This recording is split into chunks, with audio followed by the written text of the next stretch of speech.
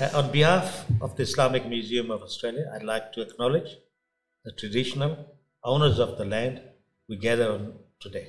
The Bunurong, Boon, Wurrung and Wurundjeri Wurrung peoples of the Kulin Nation, and pay our respect to elders past and present. Gulam Badoola arrived in Australia in 1890 as a young, you can say teenager. He was at the age of 17. He had his own set of camels. But my father tells me when he departed from a place called Gadap in Balochistan, he walked to Karachi. At the time was India, the British occupied India. So he had his half a dozen, 8 to 10 camels with him. When he got there, in late evening, sunset, he set up his, they used to have these camel pens, yeah. You know, everybody bring their part of them up there, then right at the dock there. You've probably seen it in the photos, the crane picking up the camels on the ship, you know. He walked up to this gate. There was a big Indian Sikh with a big turban standing in the gate there. And the people from the ship. So when he went to the window, arrived at the window, they said, sorry, we got our quota, we cannot take you anymore. Can't take any more people. So a bit disappointed, upset. So he was walking past back to his village. On the way back, it was winter time, December. So there's a male camel. He was in an angry mood. Nobody could control him, he was running wild. So he walks up there and he asks somebody, pass me a rope, you know. So he passes a rope, he drops that camel down the ground. And those days they used to carry these little pins. That's what they call them. He whacked it in his nose and he got the big camel under control. So while he's done that, on the ship docks, they were watching this young man there. So the captain of the ship said, see that guy there? Tell him, bring him over. That's how he jumped on the ship with his camels, you know. So he was on the way to Australia. There are a lot of old people got seasick, you know. So he was the one, you know, looking after them, cleaning up the pens, feeding the camels. By the time they got to Port Augusta, landed in Port Augusta, and it's early morning Fajr, they say, look, this Australian now, look at the port. The captain said, we'll be docking there soon. So they landed there in Port Augusta, 1890. So he got a job with a company called Elders, telegraph line, supply stuff for them. He was 10 years in South Australia. Then early 1900s, there was a gold rush in Mount Magnet, Western Australia. There's a company called Taj and Faiz. There's two brothers, Taj Muhammad and Faiz Muhammad Baloch. They were Baloch. Two brothers at a company called T&J Camel Carting Company. So he joined that company, two brothers, went to Western Australia with his camels there. So he used to supply water there. Supply carting water and the groceries from Geraldton. So I don't know if you know about Geraldton, there's a little suburb called Muhammad's Flats. Do you know that? Yeah, there's a suburb. You look at the Google, the Muhammad's Flats in Geraldton, there's a flat there. That's what their headquarters was. Named All after the cameleers, Muhammad's Flats. They were so brave, those cameleers. On one incident, my father told me the story. They loaded his camel train to take to this particular destination. He loaded, somebody sneaked in a jar or a bottle or a can of ham and dried pig pork in there. So when they found out that they have done that, so he unloaded the entire wagons there. He said, I'm taking this one, take it off. He went to the nearest river there, washed the camel wagon off. Then he said, I'm not taking this. You're just contaminated. So there's another story about it. Very, very. Anyway, another story. Early 1910. I'm just cutting these stories. Long story short. So 1910. There was a big floods. A lot of floods. Cyclone went through. So these towns were isolated. roads, everything was blocked up. So he took his camel train and supplied these foods and ration there. Then he set up a station in Mount Magnet, about 50 kilometers from Mount Magnet. But he received, he bought this property from his own money, about 500,000 acres of it. He named it Bulgabadu Station. Bulgabadu Station. So he built that station, and on that farm there was another gentleman. His name was Muhammad Qasim. Later the British changed his name to make him Michael Martin. His name was Mick Martin. And he had 3 kids, 1 daughter and 2 sons. Ned Martin, Fred Martin, Mariam Martin. Father asked, being my Muslim, he said, look, my daughter, we're Muslim in faith. I don't want to give my daughter to other people. Would you marry my daughter? It was the big age gap too. Yeah. My grandfather was almost 40 and she was almost 20, I think half of his age. You know, he married her. On that marriage, my father, Namroz Badoola, Nirdost, Noordin, and my auntie Nora. 4 kids were born. Namroz was my father, was a great-grandfather. So Mary Martin was a Badimiya Yamitji Indigenous woman. That's correct. So can you tell us more about the Badimiya Yamitji people, and have you maintained yes. those connections with both people and place? Yes, that is correct. We have a lot of close relations. My father's first cousins still exist.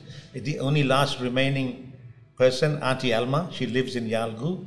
But a few months ago, her was 85th or 86th birthday. She was the last remaining survivor, my father's first cousin. You will not believe it that one sister, which is Mariam, and one brother, Ned didn't have any children. Ned, he passed away at an early age. But Fred had he had about 13 kids, I think, 12, 13 children, you know. So out of that, you see the Martin family, the footballers in the Perth, Western Australia, all the Martins, they're his kids. And you see all the Badoola Rinds are Badula's kids. Rind is our tribal name. People ask us, how come his name is Badoola and you guys are Rind? Well, where does Rind come from? Rind is our tribe name. Badoola was the name. Hanif Rind is we use it in Balochistan. The Maxis, other Gabol, other tribes, they use their names. So we use Rind, recognized, identified as a Rind tribe. That's because I left Western Australia when I was quite young, so I was 16 years old. So I didn't have a chance to build a lot of those connections like my father has, and he does still go back and forth to Western Australia and the Pilbara, so he's able to maintain them. But I have connected through Ancestry, DNA, to some of my relatives and things online. So we've got some connection like that, but unfortunately I wasn't able to build those relationships because I was so young when we moved to Melbourne. Grandfather or grandmother told you stories, their time living in Australia. Yes. What happened was when she got married to my grandfather in Perth Mosque, William Street Mosque, my grandfather Badoola was one of the secretaries of account keepers, also this contributor of that land, buying the land in Perth Mosque. And when he got married to that lovely young lady, which was my grandmother, being of Muslim faith, the government at that time did not recognize this marriage. So my grandfather had to fight in the courts. So you occupying half of the world here as a British occupiers, you accept all the weddings, marriages in India, other places. How come So at the end, Parker still got documentation, fought, and he got the recognition of it. And while I'm saying that, because the kids were half indigenous, half Baloch, so they were treated unfairly. And they used to come, this Aboriginal Protection Authority, especially there was a policeman by the name of Neville, Mr. Neville. used to come. I still got the letters, my grandmother's letters. He said, please leave me alone. Badoola looks after me. He's a good husband to me and looks after my children. And well, once their kids were going to school, also there's another story. They used to tell this school principal that when the scriptures classes start, please do not let my children attend the scriptures. He set up, there's a small town called Kew in Western Australia. He contributed a lot of money to that hospital there. He had a little shop in Geraldton, in the main streets. He brought from his farm, he put a big humongous pumpkin there. So what was the shop? What did he sell on the shop? It was a shop, one of his properties. So he put a big pumpkin in front of that window there. He said, anyone can tell me the weight of this pumpkin, I'll double the money for the Kew Hospital. So he did that fundraising for that hospital, and he doubled the money for the Kew Hospital, charity given. Then there was a earthquake in early 1900s in India, Balochistan, Iran, and he contributed a lot of money to that particular area. His station, Balgabadu station, before he departing India, Balochistan, the real estate agent went and checked this property out. Can I read it to you? It says on Saturday 18th, it is 9 years since Mr. Badoola took up this country, and the amount of work done in that time speaks volumes of the owner. At the present homestead, about 45 miles from Mount Magnet, Mr. Badoola has an orchard laid out with young trees, and maize appeared to be doing well there also. Around the homestead, Mr. Badoola has cleared about 400 acres portions, of which is ready for ploughing. The owner intends to cultivate about 50 acres in the coming year, and the experiment will be interesting. The land is Malgat country and took some clearing. The soil should be suitable for cereal culture, and the rainfall generally in the district is sufficient to produce good crop. But the trouble will be to get the downpours at the right time. Anyhow, Mr. Badoola is deserving of success. On the property there are over 10,000 sheep, and those sighted during the trip were large framed and in good condition. The cattle and the horses also appear to be in good condition. How's that going? That's beautiful. Thank you so much for sharing that. And if I wanted to ask you, so your grandfather Gulam immigrated to India, but your father decided to return to Australia. Yes. Can you explain to us why he decided to return? My father was 11 years old. Uncle Mir's Dost was second brother. He was about 10. Nurdin was about 7. Auntie Nora was 2 years old when my grandmother died at the age of 29. So my grandfather tried to remarry another lady to look after the kids. That was rejected. They had to get permission from the local police authority, local authority, to get him married, because you are an Indian, you were not recognized, you were a colored person, you were not allowed to marry locals at that time. So he got one of his cousins, Uncle Ibrahim, brought him to Australia, get the immigration paperwork done, and he got him there to look after the kids while he's running the property. In 1931, he sent the children back to India, Balochistan with my Uncle Ibrahim, while he was staying back here to sort out and sell whatever he got there. 1930s, but by the time 1933-4, grandfather went back to India, Balochistan, and he set up another agriculture land business up there. And my father grew up there in India until 1947, when India parted, became Pakistan. And he in 1965. He grew up, studied there. He was in Pakistan Army then too, an Australian citizen, Pakistan Army. And he went to England. They sent him to England as a chief examiner for military equipment.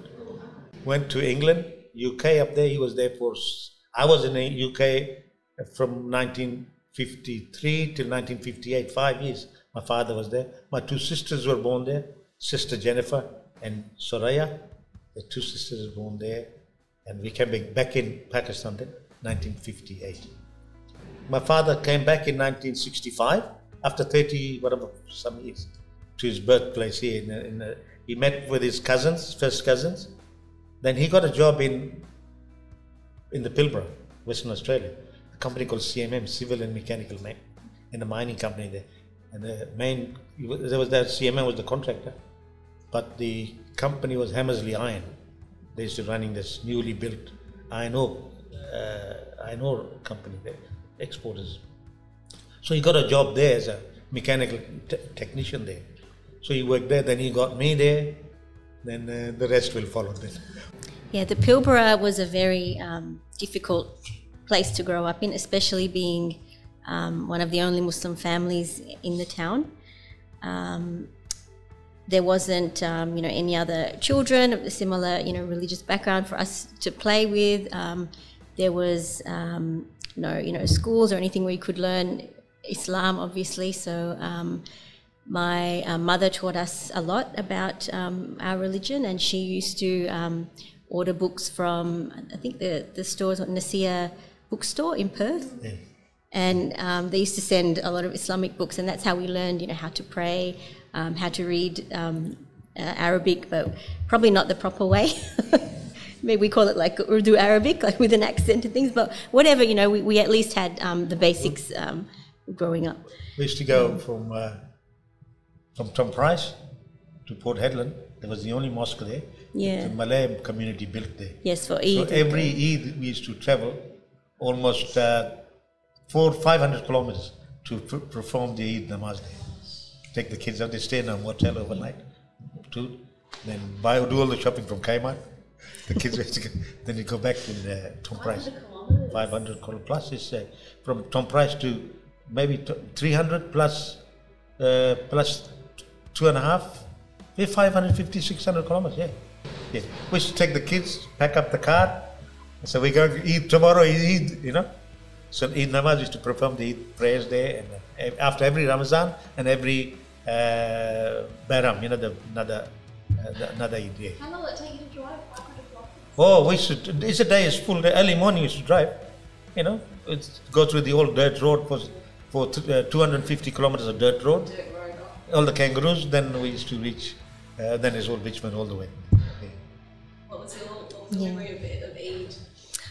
It was really foreign, because going from a place where there's no Muslims to suddenly going to a mosque full of Muslims and Malays, and we'd never really seen Malay people before, so it was just, and the food and everything, so it was almost like a culture shock for me. But so I grew up in Wickham, which is in the Pilbara, so it's an isolated mining town that's close to, I think it's around 40 kilometres from Karratha. 60. Growing up there, I did face a lot of racism. So I have two younger sisters. So we would often get verbally abused. We would get, rocks thrown at us. We would get even hit and bashed by other kids. And I think the real the height of it was in the Gulf War, I think in 1990, when the Gulf War happened. My mum she started to wear hijab because she obviously wanted us to practice Islam. We didn't wear hijab, it was too difficult. And she was spat at in the shopping centre. She had her hijab ripped off, and then we would get called terrorist, or Saddam Hussein, is he your uncle? And silly things like that. But as a kid growing up, when you hear those things, it's really hurtful, and you never feel like you ever belong. So it was actually really, really tough, to be honest, and I'd say traumatic even. Yeah, I did want to get away, so it was a bit of a relief, but it also then became a new issue for me coming here, going from not knowing any Muslims to being put in an Islamic school. So we went to King Khalid, I think it's called Australian International Academy. So we went to that school, and then I've met all these new people, like Egyptian people, Turkish people. I thought Egyptian people had all died out with the pyramids. I didn't know they were still around. So I was like completely like in shock that there's people like that. And I remember feeling very jealous that they also pray to Allah, because that's my Allah, because that's like a personal, private thing that I was used to growing up as an isolated Muslim. So it was hard for me to share some of these things, even mentally. And of course, kids, when you mention the Aboriginal background, unfortunately, and it's still an issue today in Islamic communities, there is still a lot of misunderstanding and racism that exists against Aboriginal people, and stereotype kind of attitudes and things. So I got all those comments that I got anyway in Western Australia. So I still got all of the racist comments, and unfortunately, I never felt like I belonged in that community or in that school. Yeah. So. And while I got this, can I share another story about my grandfather? This is about white Australia policy. He wrote this letter when this policy came up, to the newspaper. It is 11 years since I last came to Gerald, saying the letter. I was born in India, Balochistan, and under the British flag. As far as I know, England has been the ruler of my country for over 200 years. And my benefit goes to England. Just the same. As I was walking along the Geraldton Street, when a gentleman who was smoking a cigar came up past me and said, "Good day, white Australia," tells him. And I answered, he tells him, I answered, "Good gentleman, won't you allow me to walk along your street? If it's a man to man, how about we walk on the street like man to man? I did more work in Australia than what you did," told the gentleman. "I am going to advertise what I did in Australia, so that you can see it in the paper." That's the letter. "I am a poor Indian man," he says, "and I will not have any quarrel with anyone.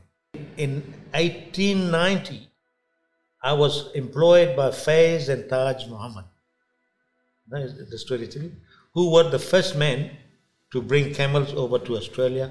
1890, I landed in South Australia. In 1892, I bring camels over to Australia. 1893, I saved 70 diggers, Australian diggers, at Sibrian Soak.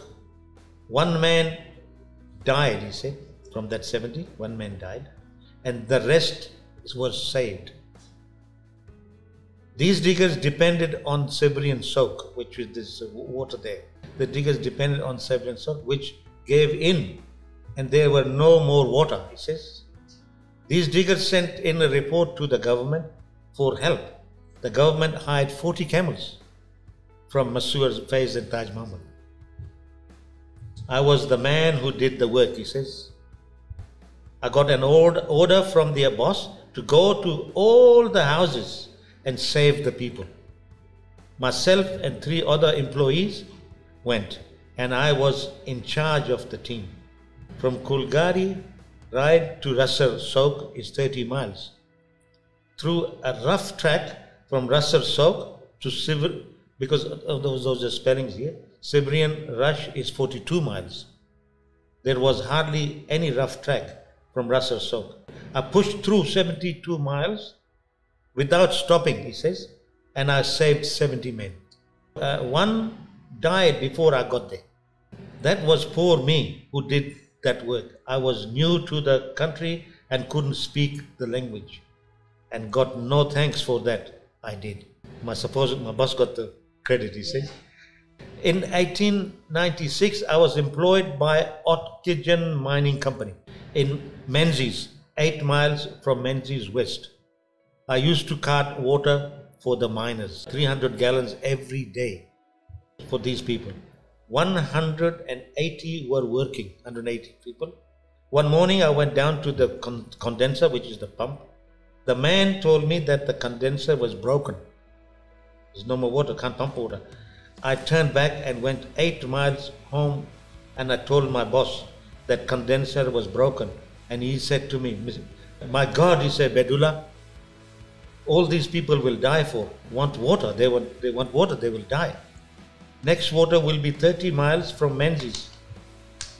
All right, boss, you gave me a letter. He said, give me a letter to that boss who owns the condenser, and I will get water. He gave me the letter at 4 o'clock in the afternoon. I started straight away and never told the boss. I pulled through with 10 camels with water cask all night on a very small pad. I did a special trip for the water all that afternoon and all night. Next morning, early, I brought the water and supplied all these miners before the boss got out of his bed. I just unloaded the last camel when he came out the door, and he said, hurry up, Badoola, go and bring the water. After you left at 5 o'clock, more than 25 people give notice to leave because they were dying for want water. I said to the boss, I'll bring water tonight, as jokingly telling, I'll bring it tonight. He said, you will be good boy if you bring water tonight. I thought I was just starting and bringing water.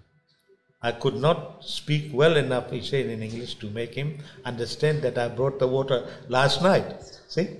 I told him I had been working ever since yesterday morning at 7 o'clock and got him by hand and took him to the drums and told him, look, this one full, that one full, that one full. Oh, he said, you've been going there since yesterday, 4 o'clock. You did good work, he said. You saved 108 men from perishing for water. Now, I said, give me £5 present and £2 rise in wages, he's telling him. In 1900, I was a camel owner and carrier from Kew to Lake Way. There was a big flood in 1900, and I saved women and children from starvation. All the country was flooded. I loaded 150 camels and 40 packs horses with food.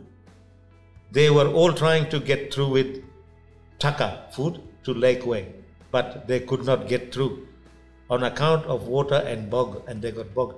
I took my 8 camels loaded with flour 7 miles through water and saved the women and children from starvation at Lake Way. In 1911, I started sheep breeding and squatting. I bought land from 6 different men with no wells or no improvements on the land, just all bushes. I battled along and worked hard, built in Australia. Yet in that last year, in May, I was offered £26,000.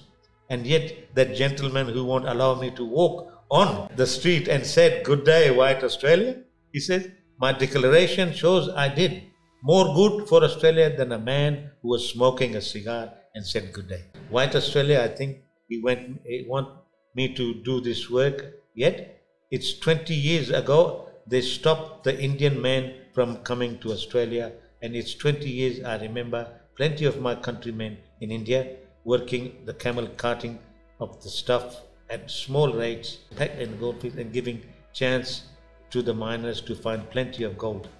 They could not do it today. Also, they carted the stuff out of the squatters at a cheap rate and gave chance to the squatters to grow. And they called it cheap labor and stopped them coming to Australia. They did not know they had good slaves to work for them. Whoever the gentleman was, good day, white Australia, has enough in this paper to read. I did not harm anyone. He built this country with his blood and sweat, and he contributed this country a lot.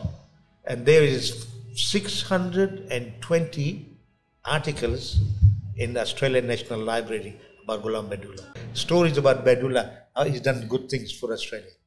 So, Umber, you're a medical doctor. How do you sort of navigate identity, and how do you go about sharing your history? I think I'm always learning and trying to better myself every day. It is definitely, I do consider myself very privileged because I had the chance to get an education. I also have privilege in that I'm light-skinned, so I would face, less racism than someone with darker skin.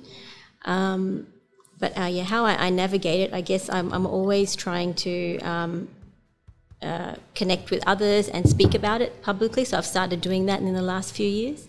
What I do is I try and reach out to different Muslim communities and try and talk about issues that affect Aboriginal people, anti-blackness, and try and dispel some of those myths and stereotype type of understanding that exists about Aboriginal people.